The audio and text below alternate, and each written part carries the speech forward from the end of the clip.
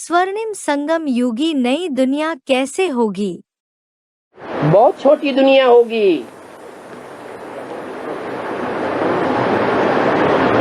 बिल्कुल छोटी दुनिया होगी। कहाँ की बात है? हाँ, स्वर्णिम संगम युग की बात है।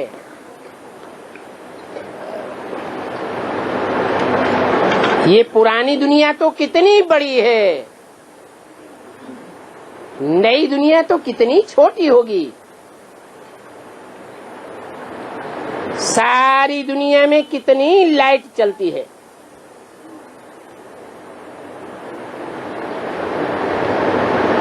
लाइट के द्वारा क्या क्या होता है, कितनी चकाचौंध हो जाती है।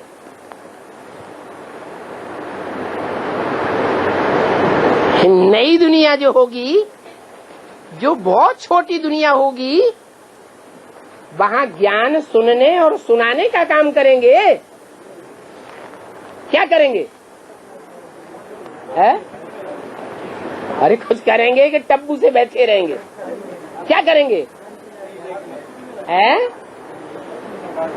हाँ, लाइट स्वरूप होकर के रहेंगे और लाइट स्वरूप के वाइब्रेशन सारी दुनिया में फेंकेंगे। बाकी कर्मेंद्रियों से कोई कार्य नहीं रहेगा। तपस्या में बैठे हुए होंगे। ऐसे नहीं मरे हुए मुर्दे होंगे, मुर्दे भी नहीं होंगे। शरीर होगा, चैतन्य होगा, लेकिन 11वीं इंद्रिय से काम करेंगे या साकार इंद्रियों से कार्य करेंगे? वाइब्रेशन का काम करेंगे। तो दुनिया का परिवर्तन कैसे होगा? वाइब्रेशन से दुनिया का परिवर्तन होता है। अगर ऐसा नहीं हो तो फिर जानवरों को बैठ करके दृष्टि दे दो, वो भी सुधर जाएंगे। सुधरना चाहिए कि नहीं है? जानवरों को दृष्टि दें तो सुधरेंगे? नहीं सुधरेंगे। वो सिर्फ वाइब्रेशन से सुधरेंगे। तो देखो, ये लाइट की विशेषता है। वो दुनिया में है स्थूल लाइट, और ये है सर्च लाइट। क्या? सर्च लाइट से सारी दुनिया का परिवर्तन होगा। वो दुनिया ही छोटी होगी। वहां ये लाइट थोड़े ही होगी, है? होगी। एटम बम चारों ओर फटेंगे, भूकंप आवेंगे, तो ये लाइट रह जाएगी? थोड़े ही रह जाएगी। जैसे कि एक छोटा गांव होगा, ये कोई बड़ा महानगर नहीं होगा। नई दुनिया का अभी तो कितने बड़े बड़े गांव हैं। भारत में ही 7-8 से ज्यादा महानगर हो गए हैं। वहां तो इतने नहीं होंगे।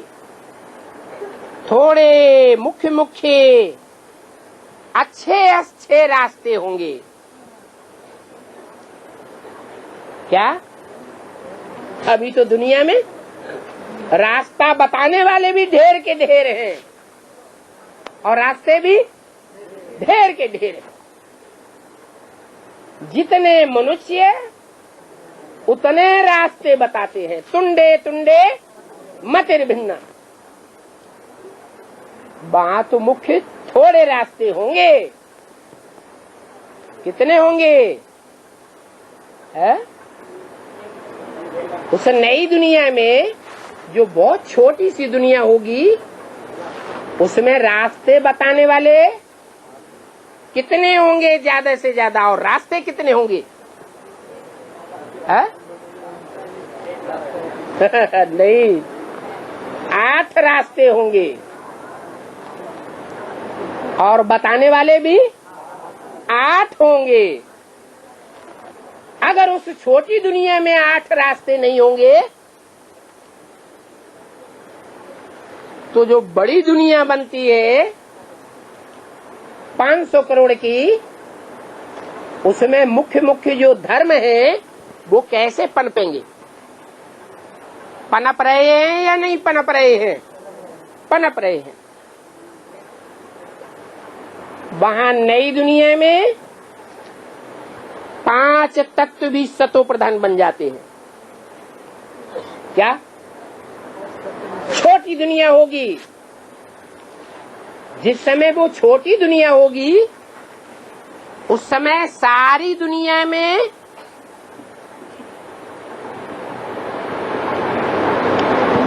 प्रकृति सतो प्रधान होगी या तमो प्रधान होगी? सारी दुनिया में। छोटी दुनिया में सतो प्रधान प्रकृति होगी। जैसे ऋषियों मुनियों का शास्त्रों में गायन है। क्या गायन है? अरे ऋषियों मुनियों के वाइब्रेशन का आश्रमों का शास्त्रों में कुछ गायन है? नहीं है।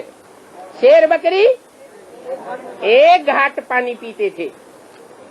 आज की दुनिया में कोई ऐसे ऋषि मुनि है? नहीं है। तो कहाँ की बात है? सतयुग की, त्रेता की, द्वापर की, कलयुग की, कहाँ की बात है? वो द्वापर युग के आज के ऋषियों मुनियों की बात नहीं है। वहां ऐसा वाइब्रेशन बनाने वाला कोई गुरु नहीं मिलता है। कहाँ की बात है? 5000 वर्ष पहले की बात है, जहां ऐसे वाइब्रेशन वाली दुनिया थी कि जो भी संसर्ग संपर्क में आता होगा उसका वाइब्रेशन चेंज हो जाएगा। शेर जैसा पार्ट बजाने वाली आत्मा और बकरी जैसा अधीनता का पार्ट बजाने वाली आत्मा भी एक घाट पानी पिएगी। आत्मा आत्मा भाई भाई होकर के रहेंगे। ऐसे नहीं कि वो द्वापर युग के आज के ऋषियों मुनियों की बात है।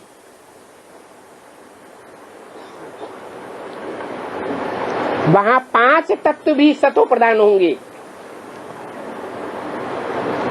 उस छोटी दुनिया को जब कहेंगे तो उस समय बड़ी दुनिया होगी या नहीं होगी? है? अरे थोड़े लोग बोल रहे हैं। जब ऐसी छोटी दुनिया वाइब्रेशन वाली बनेगी सतो प्रधान, तो बड़ी दुनिया होगी या नहीं होगी? वो भी होगी, लेकिन वहां 5 तत्व तमो प्रधान होंगे। तमो प्रधान 5 तत्व बहुत नुकसान पहुंचावेंगे, बहुत दुखदायी होंगे। और छोटी सी सतो प्रधान दुनिया के 5 तत्व कैसे हो जाएंगे? सतो प्रधान हो जाएंगे। तत्व और तत्व का जो संघात रूप प्रकृति है, कुदरत, वो जड़ है या चैतन्य है? वो जड़ है। वो जड़ प्रकृति ज्ञान की बातों को नहीं मानती। क्या? ज्ञान की बातों को धारण ही नहीं करती। जैसे वो कैसे परिवर्तित होती है? वाइब्रेशन से परिवर्तित होती है। जैसे कि और जीव जंतु हैं मनुष्य के अलावा, वो जड़त्वमयी बुद्धि वाले हैं। वो ज्ञान नहीं सुनेंगे, समझेंगे भी नहीं, तो कैसे परिवर्तित होंगे? वाइब्रेशन से परिवर्तित होंगे।